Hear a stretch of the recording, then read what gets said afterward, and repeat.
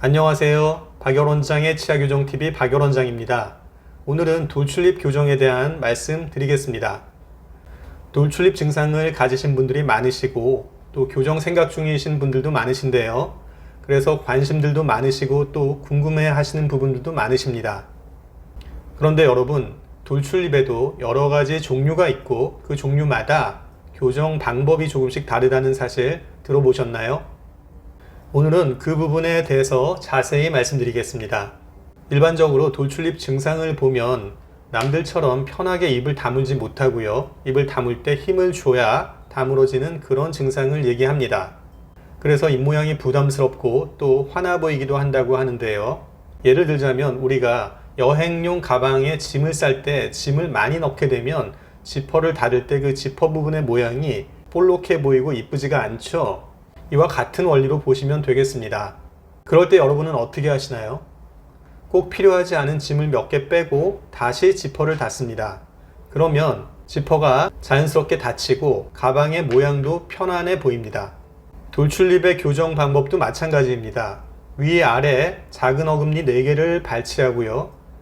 돌출된 앞니를 후방으로 이동시켜서 편안한 위치에 갖다 놓으면 입을 다물 때 편안해 보이고 입 모양도 편안한 모양으로 됩니다. 이해가 되시나요? 네, 이것이 돌출입 발치 교정의 기본적인 원리가 되겠습니다. 그런데요, 겉으로는 비슷해 보이는 돌출입이라고 하더라도 위 아래 턱뼈의 전후방적인 위치에 따라서 돌출입의 증상이 조금씩 다르게 나타나고요. 치료 방법도 약간씩 다르겠습니다. 이처럼 위아래 턱뼈의 상대적 위치에 따라서 돌출입을 3가지로 나누어 볼 수가 있겠는데요. 이 내용을 좀 알고 계신다면 인터넷 검색을 하거나 치과에서 교정 상담을 받으시거나 또는 교정 시작하신 분들은 교정 중에 주치의 선생님과 소통할 때 많은 도움이 되실 것입니다. 자, 그러면 하나씩 차례대로 보시겠습니다. 자, 첫 번째 경우는요. 사진에서 보시는 것처럼 위아래 턱뼈의 전후방 위치가 정상인 경우입니다. 우리가 정상이라고 얘기하는 것은요. 위턱의 위치보다 아래턱이 살짝 후방으로 위치한 경우를 얘기하는 것입니다.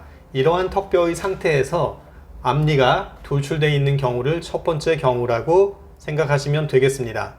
자, 다음은 두 번째 경우인데요. 두 번째 경우는 첫 번째 경우에 비해서 아래턱이 더 후방으로 위치한 경우입니다. 아래턱이 후방으로 위치하면서 위아래 앞니가 돌출이 되어 있는 경우가 되겠습니다. 이런 경우에 환자분들은 자기가 돌출입도 있고 약간의 무턱이 같이 있다고 얘기들을 하시게 됩니다. 아래턱의 길이가 좀 짧은 경우가 되겠습니다. 자, 다음은 세 번째 경우인데요. 사진에서 보시는 것처럼 위턱보다 아래턱이 전방으로 조금 더 나와 있는 경우가 되겠습니다. 이렇게 나와 있으면서 앞니가 돌출된 경우가 세 번째 경우인데요. 이러한 분들은 돌출입 증상이 있으면서 아래턱이 약간 길다고 느끼게 됩니다. 자, 그럼 각각의 경우에서 교정 방법을 한번 보겠습니다. 자, 첫 번째 경우는요. 위턱보다 아래턱이 살짝 들어가 있는 정상적인 경우죠. 이런 경우에 앞니가 돌출이 되어 있으면 위아래 작은 어금니 4개를 발치하고요. 위아래 앞니들을 후방으로 이동시키게 됩니다. 어디까지 이동시키냐 하면 앞니의 각도나 위치가 적절하게 위치돼서 입을 다물 때 입술의 긴장이 최소로 되는 그러한 위치까지 이동하게 됩니다. 그러면 입을 다물기도 쉽게 되고 입 모양도 이쁘게 변화가 되겠습니다. 자, 두 번째 경우는요. 위턱보다 아래턱이 후방 위치된 경우였죠. 이런 경우는 위에는 작은 어금니 2개를 발치를 하고요. 아래는 발치를 안 하는 경우도 있고 하는 경우도 있는데요. 하는 경우는 안 하는 경우에 비해서 앞니들이 많이 고르지 않거나 훨씬 더 앞으로 돌출되어 있는 그런 경우가 되겠습니다. 자, 세 번째 경우는요. 위턱보다 아래턱이 앞으로 나가 있으면서 앞니들이 돌출된 경우였죠. 이럴 경우에는 아래는 반드시 발치를 하고요. 위에는 경우에 따라서 발치를 할 수도 있고 안 할 수도 있겠습니다. 자, 한 가지 경우를 더 말씀드리겠는데요. 세 번째 경우가 돌출인데 아래턱뼈가 위보다 더 많이 나온 경우라고 말씀드렸죠.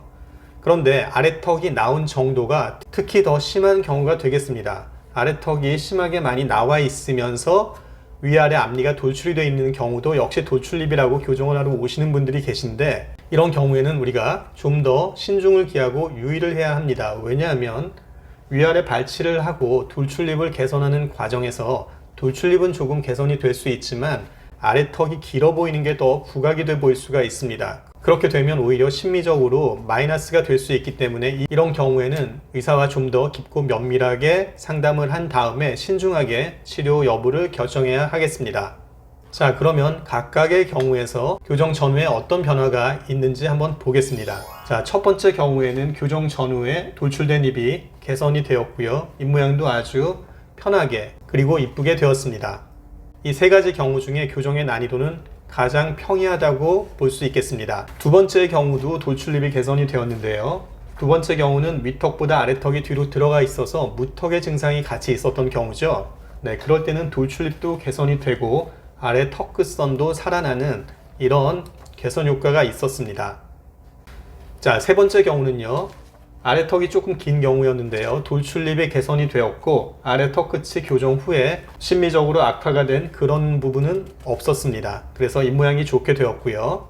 자, 네 번째 경우는요. 우리가 세 번째 경우 중에 아래 턱이 더 많이 나온 경우였는데요.